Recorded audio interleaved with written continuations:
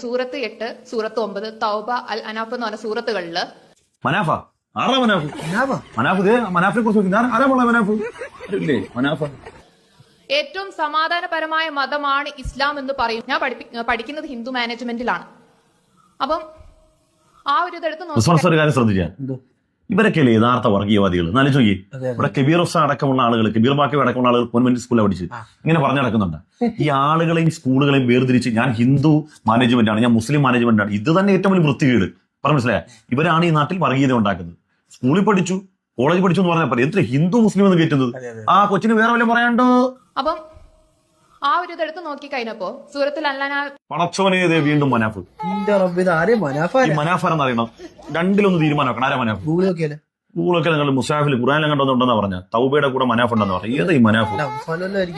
ഒരു കാരണവശാലും ആകാൻ സാധ്യതയുള്ളത് മനാഫ് കുട്ടിയുമായി എന്നുള്ള പരിചയമുള്ള മനാഫാണ്.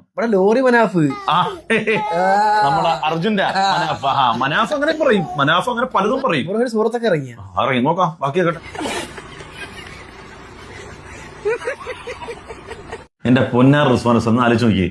ഒരു മതത്തെയോ ആ മതത്തിന്റെ ഗ്രന്ഥത്തെയോ അതിലെ അധ്യായങ്ങളെ ഒന്നും അറിയാൻ വയ്യ, അതിന്റെ പേര് പോലും പറയാൻ അറിയാൻ വയ്യാത്ത ആളുകൾ എവിടെ വന്നിട്ട് മനാഫി പറഞ്ഞിട്ടുണ്ട്, ലോറി മനാഫ് പറഞ്ഞിട്ടുണ്ട്, ലോറി മനാഫ് പറഞ്ഞു. എന്ത് അവസ്ഥയാണെന്ന് ആലോചിക്കുക. 1.5 കിലോ പുട്ടിയും 1/2 കിലോ റെഡോക്സും അടിച്ചുകൊണ്ട് വന്നിട്ട് ഇസ്ലാമിനെ കുറിച്ച് പറയാണ്.